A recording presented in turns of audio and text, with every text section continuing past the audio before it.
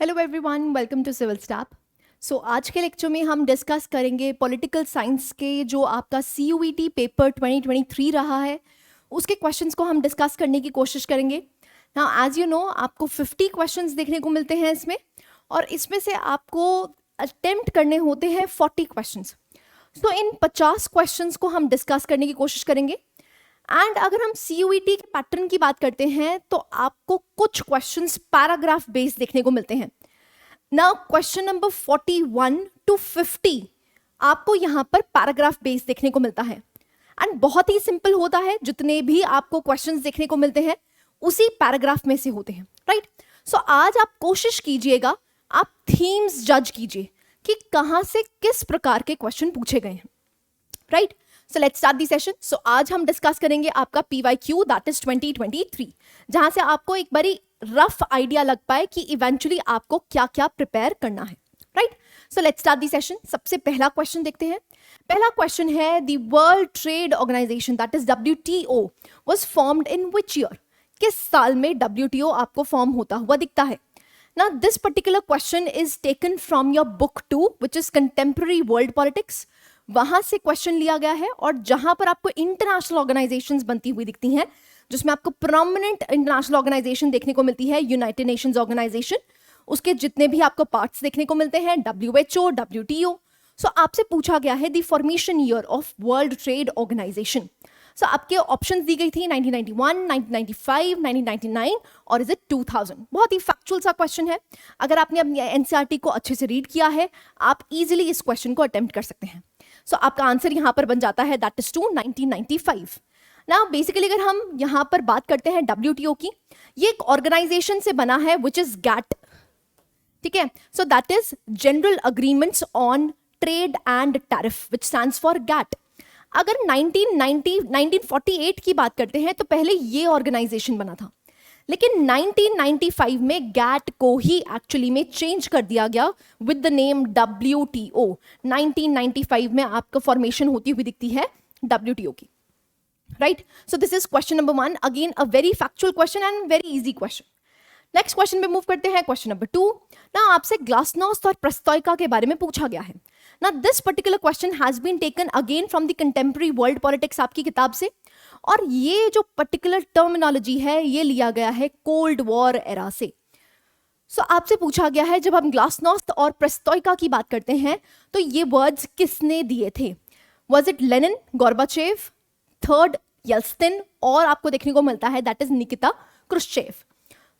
Basically ये जो दो टर्मिनोलॉजीज हैं ये दी गई थी that is in the cold war era, and ये दी जाती है गोर्बाचेव के थ्रू। आंसर आपका बन जाता है गोर्बाचेव। ना अगर हम ग्लासनोस्ट और प्रेस्टोइका की बात करते हैं तो उसके बारे में जान लेते हैं। देखिए प्रेस्टोइका का मतलब होता है रीस्ट्रक्चर करना। क्या करना? रीस्ट्रक्चर करना। ना उस टाइम जो सोवियत यूनियन था वो धीरे धीरे इकोनॉमिक बैकफुट पे जा रहा था। इकोनॉमिक रिसेशन आपको यहाँ पर देखने को मिला, जिसकी वजह से गोर्बाचेव क्योंकि वहां के प्रीमियर थे इसीलिए उन्होंने बहुत सारे मेजर स्टेप्स लिए, जिसमें प्रेस्टोइका और ग्लासनोस्ट देखने को मिलता है। ना स्पेसिफिकली अगर हम प्रेस्टोइका की बात करते हैं तो उन्होंने अपनी रशियन इकोनॉमी को रीस्ट्रक्चर करने की सोची। जैसे हमने अपनी इंडियन इकोनॉमी को रीस्ट्रक्चर कब किया? 1993 में, जब हमने LPG रिफॉर्म्स लेके आए। ऐसे ही ग्लासनोस्ट का मतलब होता है ओपननेस। ओपननेस।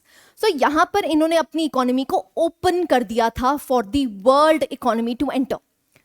बेसिकली जो इनकी आइडियोलॉजी थी विच वाज कम्युनिज्म, ना कम्युनिज्म से ये थोड़ा ट्रांसफर करे थे और किसकी तरफ मूव करे थे? ये मूव करे थे कैपिटलिज्म की तरफ। इसीलिए आपको यहां पर दो वर्ड्स देखने को मिलते हैं, बहुत ही फेमस वर्ड्स हैं, perestroika and glasnost. Mikhail Gorbachev was introduced major reforms, जिसमें आपको ग्लासनोस्ट और प्रेस्टोइका देखने को मिलते हैं, जो कि 1985 में किया गया। डन? क्लैरिटी है? सिंपल है। नेक्स्ट क्वेश्चन पे मूव करते हैं। नेक्स्ट क्वेश्चन है that is in which year the monarchy was abolished and democracy was established in Nepal. ना ये क्वेश्चन लिया जाता है आपसे दैट इज पोस्ट इंडिपेंडेंस वाली बुक से। ना यहां पर आपसे पूछा जाता है बेसिकली ये चैप्टर किससे लिया गया है, जो भी आपकी इंडिया है और इंडिया की जो नेबरिंग इकोनॉमीज हैं उसके बारे में वहीं से ये क्वेश्चन दिया गया है। आपसे पूछा गया है मोनार्की को कब अबॉलिश किया गया था नेपाल में। Is it 2006, 2001, 2008, or is it 2009? Again, a very factual question. If you've read your NCERT very well, आप इस क्वेश्चन को आराम से आंसर कर सकते हैं. सो आंसर आपका बन जाता है दैट इज 3, 2008 में. So आप यहाँ पर देख सकते हैं on May 28, 2008, the newly elected Constituent Assembly declared Nepal as a federal democratic republic, abolishing a 240-year-old monarchy. Monarchy को abolish करके eventually क्या establish किया गया? एक federal democratic republic. Next question पे move करते हैं. Next question है which of the following High Court passed a judgment on 12th June 1975 declaring the election of Indira Gandhi to the Lok Sabha invalid. Now this question has been asked from your post independence book and specifically जब हम emergency provisions की बात करते हैं, emergency वाला जो chapter है वहां से ये question लिया गया है. So आपको statements options दे रखी हैं, Delhi high court, Allahabad high court, Calcutta high court और is it 4 that is Bombay high court. ना इसके बारे में कहानी भी हम जब चैप्टर को रीड करेंगे तो हम पढ़ेंगे. ना इसके बारे में अगर हम डिस्कस करते हैं तो आपका आंसर बन जाता है it is 2 which is Allahabad high court. So basically जो इलाहाबाद हाई कोर्ट है जिसमें आपको जस्टिस जगमोहन लाल सिन्हा देखने को मिलते हैं, he passed that the declaring that Indira Gandhi's election invalid since she used government machinery during the election campaign. Now इनके जो इलेक्शंस थे उनको रद्द कर दिया गया था. सो इवेंचुअली यहाँ पर इंदिरा गांधी जो एमपी की सीट जीती थी उसको रद्द कर दिया गया था इन जस्टिस के द्वारा. सो उन्होंने ये कहा था कि यहाँ पर आपने गवर्नमेंट मशीनरी यूटिलाइज की है इलेक्शन कैंपेनिंग के लिए जिसकी वजह से आपने एक रूल ब्रेक किया है, that is why you are disqualified. तो इसीलिए इलाहाबाद हाई कोर्ट आपको देखने को मिलता है. तो याद रखना है कौन सा हाई कोर्ट था, Allahabad high court. Next question पे मूव करते हैं. नेक्स्ट क्वेश्चन है in which year the planning commission of India was replaced by NITI Aayog which is national institute for transformation of India. तो कौन से ईयर में आपको प्लानिंग कमीशन अबॉलिश करता हुआ दिखा और नीति आयोग फॉर्म होता हुआ दिखा? अगेन ये आपको पोस्ट इंडिपेंडेंस बुक में देखने को मिलता है जिसमें हम बेसिकली कंटेम्प्रेरी चेंजेस की बात करते हैं. सो आपको देखने को मिलता है 2015, 2018, 2020 या फिर 2022. अगेन सिंपल सा क्वेश्चन है, प्लानिंग कमीशन को कब हटाया गया है? It is after the 12th 5-year plan. So 5-year plans basically आपको चैप्टर देखने को मिलता है, वहां पर आपको देखने को मिलता है नीति आयोग भी. सो आंसर बन जाता है आपका 1 that is 2015. So planning commission को हटा के नीति आयोग बना दिया गया. ना जब हम चैप्टर को रीड करेंगे हम यहाँ पर डिफरेंसेस भी देखेंगे. What is the difference between the planning commission and NITI Aayog. So उसको हम डिस्कस डिटेल में करेंगे once we complete your previous year questions.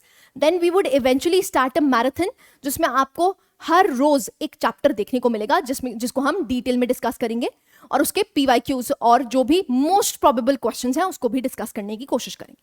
Right, next question में मूव करते हैं. आपसे पूछा गया है Who among the following Pakistani leaders signed the Tashkent Agreement with the Prime Minister Lal Bahadur Shastri? So आप देख सकते हैं यहाँ पर आपको ताशकंद में बेसिकली लाल बहादुर शास्त्री की डेथ भी हुई और यहाँ पर बेसिकली ताशकंद अग्रीमेंट में क्या कहा गया था उसके बारे में डिटेल में डिस्कस करेंगे. एंड आपको ये बताना है कि काउंटर पार्ट मतलब पाकिस्तान के यहाँ पर कौन से प्राइम मिनिस्टर थे. सो मोहम्मद अयूब खान, सेकेंड है लियाकत अली, थर्ड है मोहम्मद अली जिन्ना या फिर आपको देखने को मिलता है जनरल मियाजी. ना अगर हम यहाँ पर बात करते हैं सिंपल अगेन फैक्चुअल क्वेश्चन है, if you read your NCERT well you can do it. So answer बन जाता है अयूब खान. सो अगर हम पाकिस्तान काउंटर पार्ट की बात करते हैं तो यहाँ पर कौन थे? अयूब खान. और इंडिया को कौन रिप्रेजेंट कर रहे थे? लाल बहादुर शास्त्री. ताशकंद में हुआ और ताशकंद में ही आपको लाल बहादुर शास्त्री की डेथ भी होती हुई दिखती है. सो ये एरा कब था? जब हमारी वॉर चल रही थी इंडिया और पाकिस्तान के साथ. सो इंडिया पाकिस्तान वॉर आपको देखने को मिलती है 1965 में. उसके बाद आपको ये प्रोमिनेंट फिगर्स देखने को मिलती हैं जो डाउनग्रेड हुई. डन. नेक्स्ट हम मूव करते हैं. Next question, the phrase Congress system is coined by which of the following author? किस ऑथर ने कांग्रेस सिस्टम नाम दिया है? ना जब हम अपनी किताब पढ़ेंगे तो पहले ही चैप्टर में कांग्रेस सिस्टम के बारे में दर्शाया गया है क्योंकि कांग्रेस को बेसिकली एक सिस्टम कहा गया है और कांग्रेस को एक अम्ब्रेला ऑर्गेनाइजेशन कहा गया है जहां पर यह कहा गया है that Congress is a rainbow of ideologies. बहुत सारी आइडियोलॉजीज इधर जाके मर्ज होती थी इसलिए उसको रेनबो ऑफ आइडियोलॉजीज कहा गया है. सो पहले ही चैप्टर में आपको ये क्वेश्चन देखने को मिलता है. अगेन अ सिंपल क्वेश्चन, किस ऑथर ने ये कहा है, क्या टर्म कॉइन की है कांग्रेस सिस्टम की? सो जो era of one party rule है उस चैप्टर में आपको ये देखने को मिलता है. सो आपको आंसर बताना है G Austin, R Kothari, Subhash Palshikar या फिर Yogendra Yadav. So again simple question है, आंसर आपका बन जाता है that is 2 which is R Kothari. So उन्होंने कॉइन किया था Congress system as a term. Next question पे मूव करते हैं. नेक्स्ट क्वेश्चन है when did India sign and ratified the 1997 Kyoto protocol.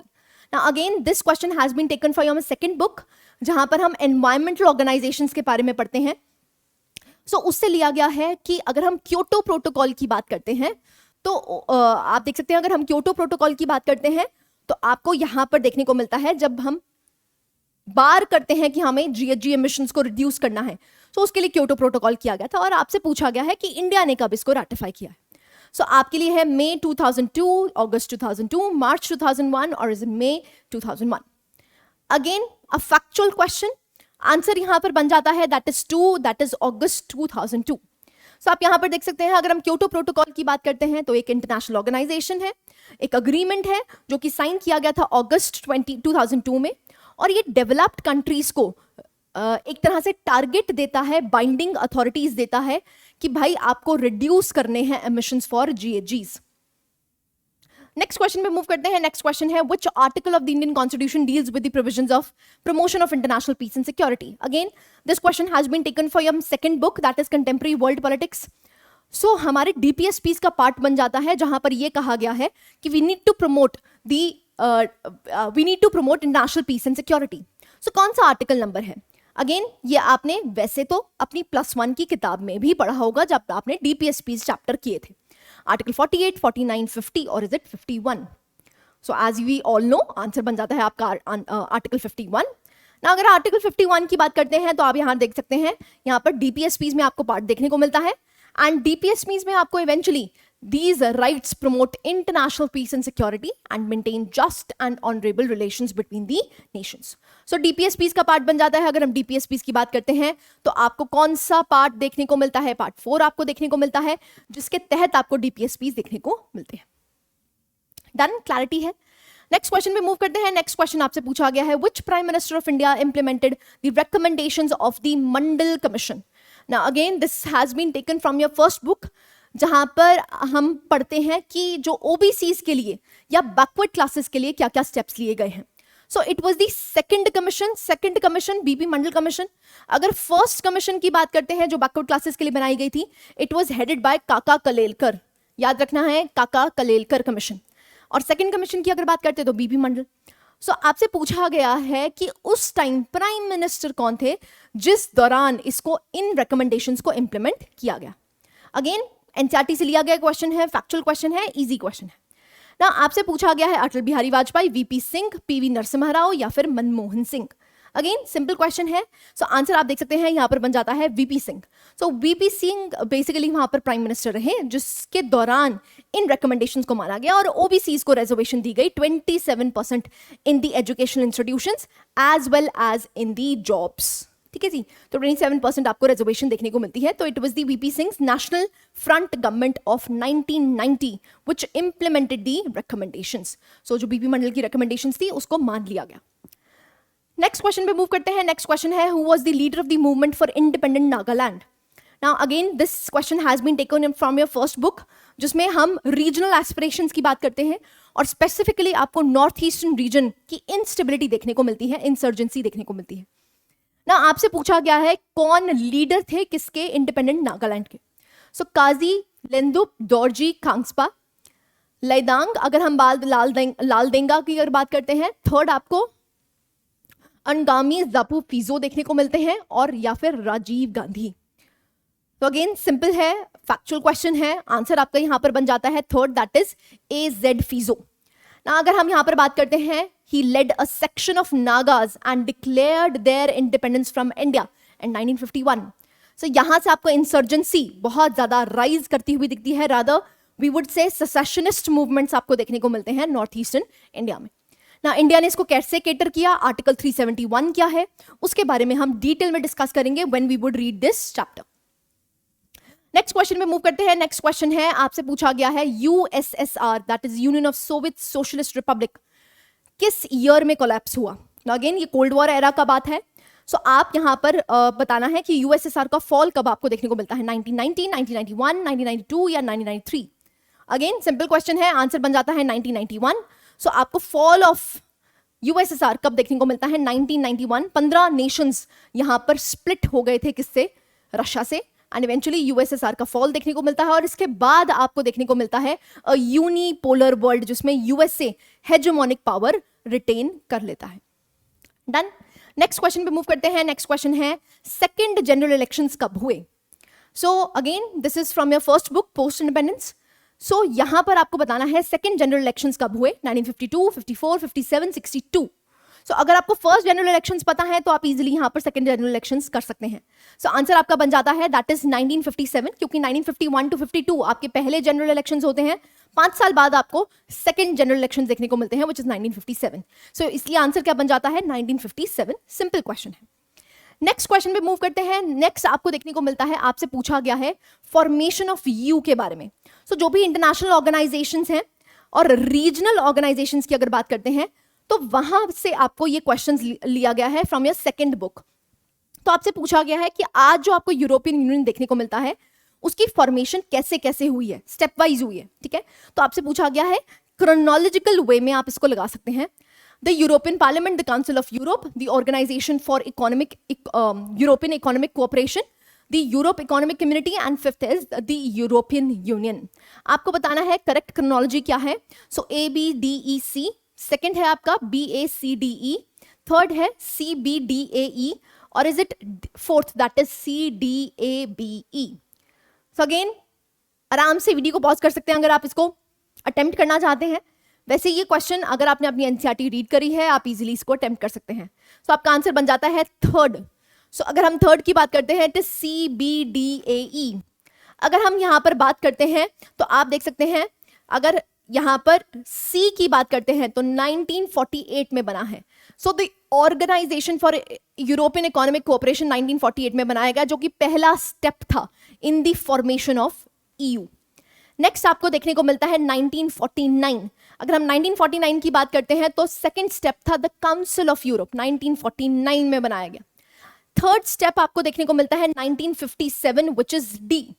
ना D की अगर बात करते हैं तो यहां पर आपको यूरोपियन इकोनॉमिक कम्युनिटी देखने को मिलती है व्हिच इज 1957, एंड इवेंचुअली आपको यूरोपियन यूनियन फॉर्म होता हुआ दिखता है, और लास्ट में आपको यूरोपियन पार्लियामेंट बनती हुई दिखती है।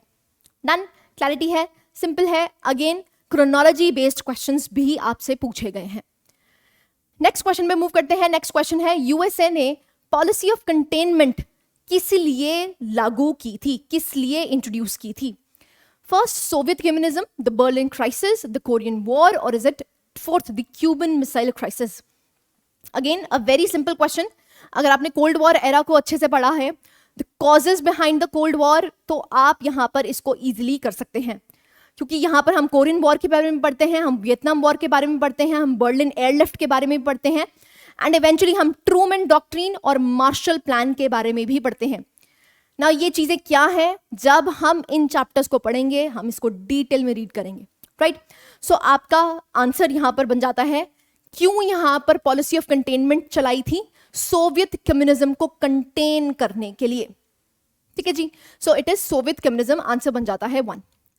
नेक्स्ट क्वेश्चन पे मूव करते हैं। नेक्स्ट क्वेश्चन है आपका इनकरेक्ट बताना है रिगार्डिंग चिपको आंदोलन या चिपको movement. Now it was an environmental movement and raised the questions of ecological exploitation and demanded the control of natural resource by the local communities.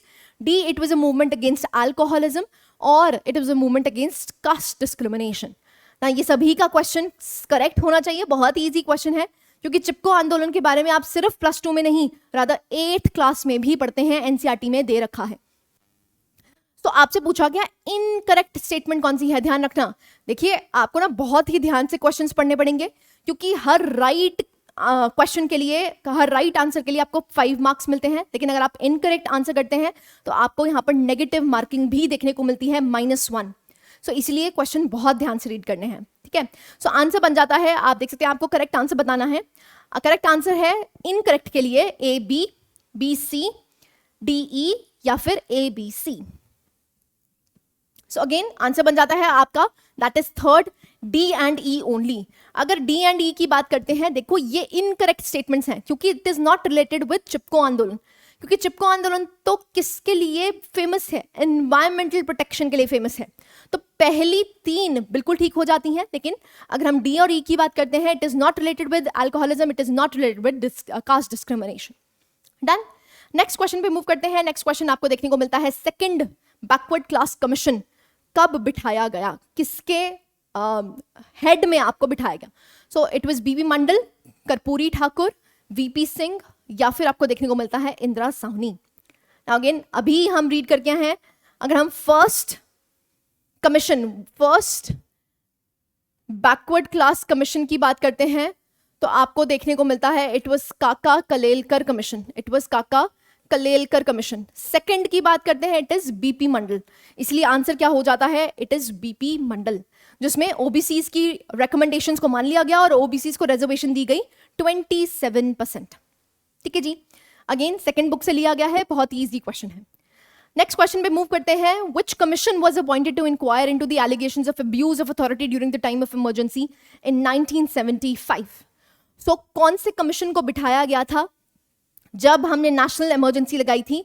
तो जो भी यहां पर हार्ड और स्ट्रिंजेंट स्टेप्स लिए गए थे, तो यहां पर कौन सा कमीशन बिठाया था जिसमें अब्यूजेस के बारे में डिटेल में डिस्कस किया गया था?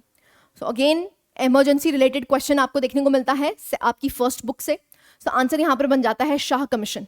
तो शाह कमीशन को बिठाया गया. जो भी एक्सेसेस किए गए थे नेशनल इमरजेंसी के द्वारा बाय इंदिरा गांधी गवर्नमेंट, तो उसके बारे में यहां पर जांच करी जाती है. नेक्स्ट क्वेश्चन पे मूव करते हैं. नेक्स्ट क्वेश्चन आपको देखने को मिलता है when and where was the first meeting of world social forum held. So world social forum कब होल्ड हुई, किस जगह होल्ड हुई? Again from your second book, बहुत इजी क्वेश्चन है. If you read the NCERT you can do it. So it is Brazil 2001, Mumbai 2004, China 2002, और is it USA 1999. So answer यहां पर बन जाता है आपका पहला option, that is Brazil 2001. So world social forum पहली बार ब्राजील में होल्ड होती है 2001 में. नेक्स्ट क्वेश्चन में मूव करते हैं. नेक्स्ट क्वेश्चन है 1985 का, जून 1984 की अगर बात करते हैं. So government of India carried out operation blue star. As you know, Punjab crisis आपको देखने को मिलता है from your book 1. So regional aspirations की जब बात करी जाती है तो जम्मू कश्मीर की बात करते हैं, पंजाब क्राइसिस की बात करते हैं और नॉर्थ ईस्टर्न इंसर्जेंसी की बात करते हैं.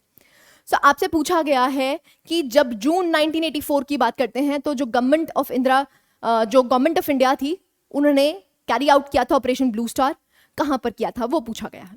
सो आप यहां पर देख सकते हैं, contain insurgency problems in Jammu and Kashmir.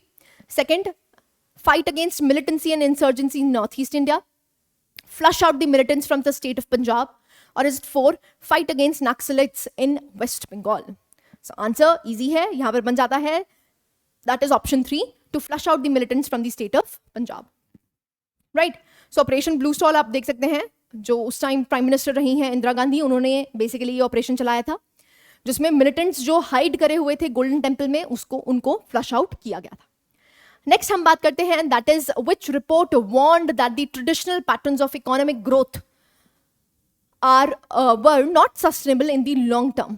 तो बेसिकली आप देख सकते हैं, ये आपको सेकंड बुक से देखने को मिलता है. पहला है Kyoto protocol, common but differentiated responsibilities, earth summit, save the world. Third, Brundtland commission, Brundtland report, our common future, और is the UNFCCC global concerns. ना आपसे पूछा गया है कि जो आज इकोनॉमिक ग्रोथ पैटर्न्स हम देख रहे हैं ना, इवेंचुअली ये सस्टेनेबल नहीं रहेंगे. क्यों? क्योंकि आपको यहाँ पर एनवायरमेंट को ध्यान रखना ही रखना पड़ेगा, नहीं तो क्या होगा, एनवायरमेंट डैमेज होगा, इवेंचुअली इकोनॉमिक ग्रोथ भी आप नहीं कर पाएंगे. सो ये आपको सेकंड बुक में देखने को मिलता है, जहां पर एनवायरमेंटल कंसर्न्स या एनवायरमेंटल कन्वेंशंस की हम डिटेल में डिस्कशन करते हैं. सो आंसर बन जाता है आपका third, that is Brundtland report, our common future. ना सस्टेनेबल डेवलपमेंट की बात भी पहली बार कहां की गई है, it is in the Brundtland report only. So यहां पर पहली बार बोला गया है कि जो आज आप इकोनॉमिक ग्रोथ जिस स्टेप से कर रहे हैं, अगर वही आप फॉलो करेंगे तो इवेंचुअली एक टाइम ऐसा आएगा आप इकोनॉमिक ग्रोथ भी नहीं कर पाएंगे, क्योंकि सारा एनवायरमेंट डैमेज हो जाएगा. सो आप देख सकते हैं यहां पर आपको देखने को मिलता है 1987 Brundtland report. So it had warned that the traditional patterns of economic growth were not sustainable. Okay, next question पे मूव करते हैं. नेक्स्ट क्वेश्चन आपसे पूछा गया है, किस ईयर में European union was awarded the Nobel peace prize. European union को कब नोबेल पीस प्राइज मिला है? 2009, 2013, 2016 या फिर 2012? अगेन सिंपल है, यहां पर आंसर बन जाता है आपका 4, that is 2012. Again factual question. So आप देख सकते हैं on 10th December 2012 a unanimous decision by the Norwegian committee, the Nobel Prize was awarded to the European union for its contribution to the advancement of peace and reconciliation. Basically peace establish करने के लिए, reconciliation करने के लिए, और जो भी human rights हैं उनको प्रिवेल करवाने के लिए यूरोप में यूरोपियन यूनियन को नोबेल पीस प्राइज दिया गया था। नेक्स्ट हम बात करते हैं मैचिंग। मैच तो कॉलम करना है आपने, सिंपल है। सो 1973 में रेलवे स्ट्राइक हुई। 1974 अपॉइंटमेंट्स ऑफ जस्टिस A.N. रे and chief justice of India. Third आपको देखने को मिलता है 1974 शाह कमीशन, एंड लास्टली आपको देखने को मिलता है 1977 that is JP led the people's march to the parliament. So again chronology based है और आपसे फैक्चुअल क्वेश्चन पूछा गया है। सो आपको चूज करना है 1A B4 C2 D3, A2 B1 C4 D3, A2 B4 C3 D, क्या रिमेनिंग रहता है, 1 है, ये 0 नहीं है, I am sorry, it is 1। And lastly आपको देखने को मिलता है A1 B4 C3 D2। सो आप देख सकते हैं ऐसे क्वेश्चंस पूछे जा रहे हैं जहां पर आपसे ईयर के बारे में पूछा गया है। सो आंसर आपका बन जाता है second, that is 1 A2 B1 C4 और D3। डन, क्लैरिटी है, फैक्चुअल क्वेश्चंस है। नेक्स्ट क्वेश्चन पे मूव करते हैं। आपको पूछा गया है यूपीए की फुल फॉर्म, बहुत ही सिंपल है। आपसे पूछा गया है यूपीए की full form, united progressive alliance, universal programme association, united programme alliance, और is it D universal progressive alliance. So again UPA आज भी आपको देखने को मिलती है, जो कि एक्चुअली में अमालगमेशन है, it is Congress led UPA, है ना। तो कांग्रेस इसको लीड करता है और यूपीए में आपको कुछ बंडल ऑफ पार्टीज देखने को मिलती हैं जो अलाइन करती हैं, अपनी आइडियोलॉजिकल अलायंसेज हैं किसके साथ, कांग्रेस के साथ। सो यूपीए की फुल फॉर्म हो जाती है that is United progressive alliance, ठीक है जी। सो आप यहां पर देख सकते हैं यूपीए या United progressive alliance is an alliance of the political parties which is united by the Congress और led by the Congress, जो कि फॉर्म करी गई थी 2004 में, और 2004 से लेकर 2014 तक यूपीए गवर्नमेंट ही लीड करती है, राइट। नेक्स्ट क्वेश्चन पे मूव करते हैं। नेक्स्ट क्वेश्चन है who was nicknamed as the milkman of India. So it is KPS Menon, Verghese Kurien, JK George, और is it fourth Jyoti Swami. So again a simple question, milkman of India. So answer बन जाता है that is Verghese Kurien. So अगर हम यहां पर बात करते हैं तो इनको फाउंडर ऑफ अमूल कहा जाता है and he is also known as the milkman of India. So अगर आज डेयरी प्रोडक्शन की बात करते हैं, India holds the first position.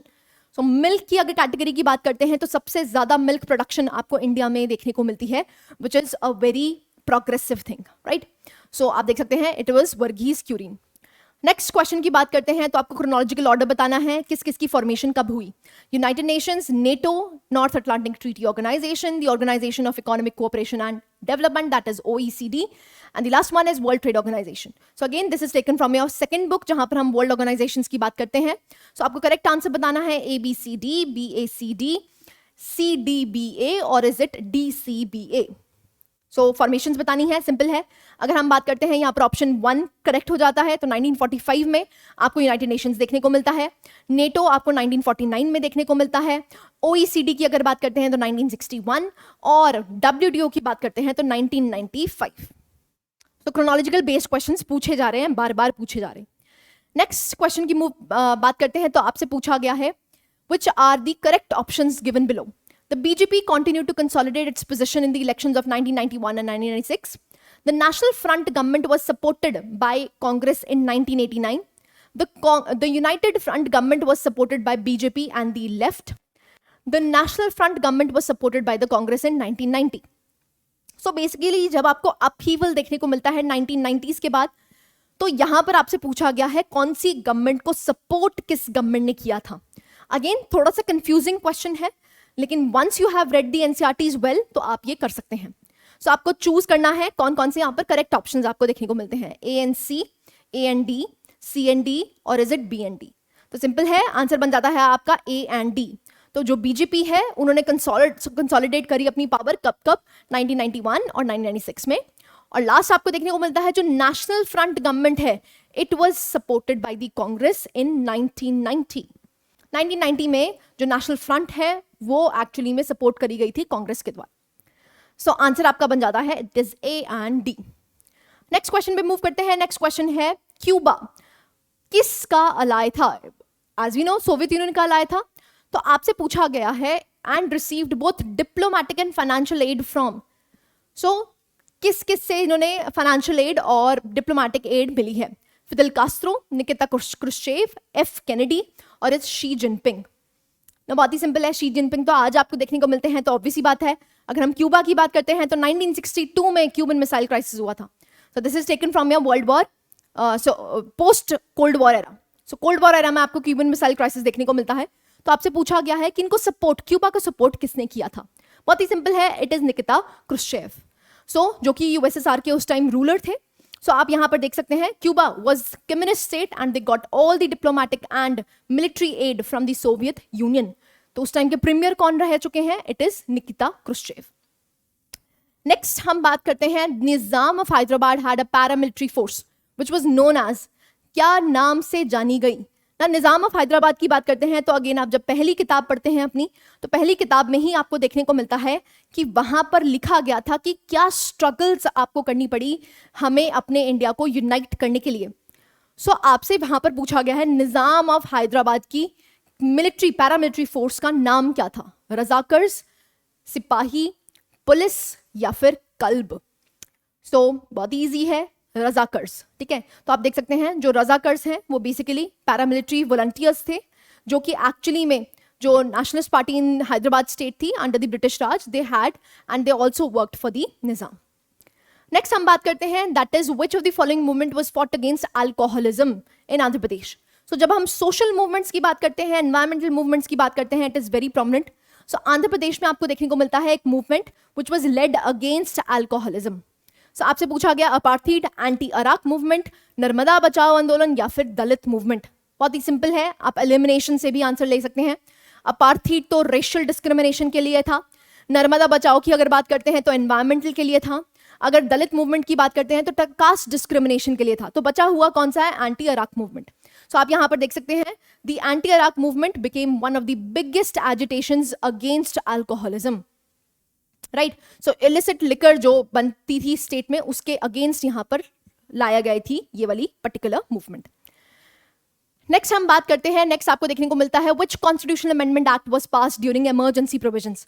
Again from your book 1, जहां पर आपको एरा ऑफ कह सकते हैं, जहां पर नेशनल इमरजेंसी आपको लगती हुई दिखी, तो कौन सी कॉन्स्टिट्यूशनल अमेंडमेंट को पास किया गया था? 42nd, 44th, 61st या फिर 73rd?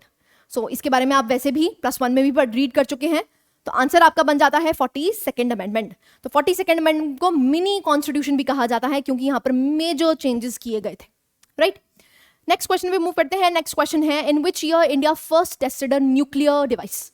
न्यूक्लियर डिवाइस का पहली बार हमने टेस्ट कब किया था? 1970, 1972, 74 या फिर 76? उस टाइम एपीजे अब्दुल कलाम रहे हैं, जिसके तहत हमने न्यूक्लियर वेपन्स को टेस्ट किया था। और पोखरण टेस्ट, पोखरण 1 किस ईयर में हुआ है? अगेन सिंपल क्वेश्चन है, आप यहां पर देख सकते हैं, आपका ऑप्शन 3 देखने को मिलता है, which is 1974। Done. Next question पे मूव करते हैं। नेक्स्ट आपको यहां पर यूएन सेक्रेटरी दे रखे हैं और उनका टाइम पीरियड दे रखा है।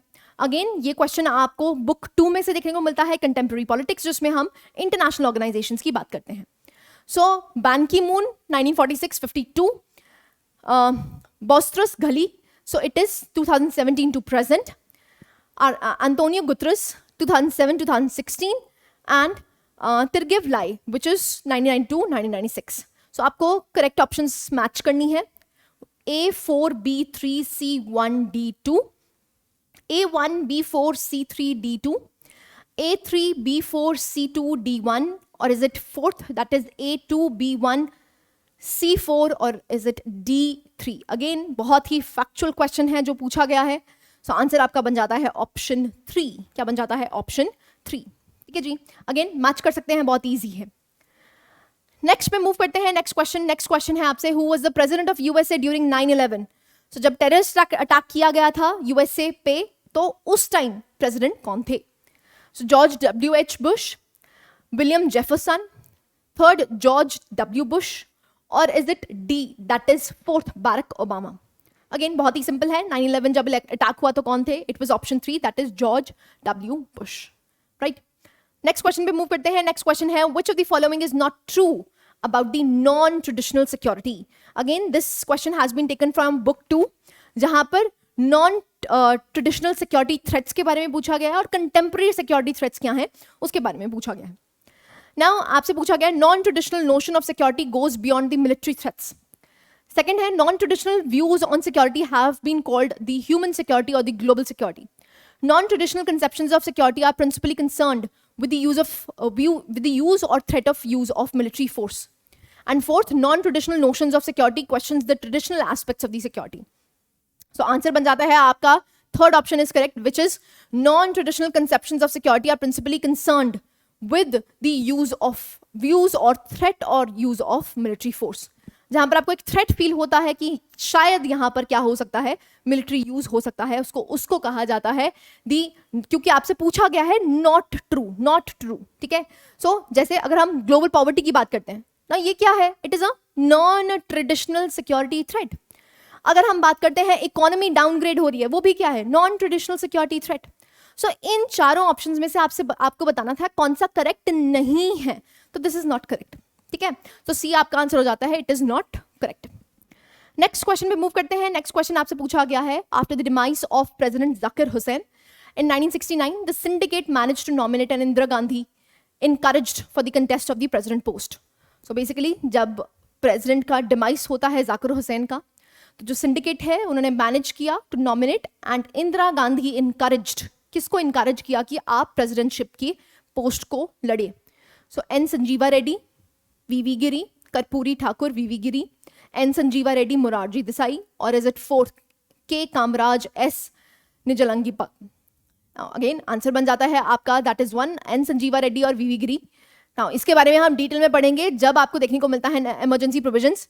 ना इमरजेंसी प्रोविजंस की जब हम बात करेंगे तो इमरजेंसी के दौरान क्या क्या हुआ उसमें आपको फैक्चुअल डिटेल्स देखने को मिलती हैं, वहीं से एक क्वेश्चन फ्रेम किया गया है.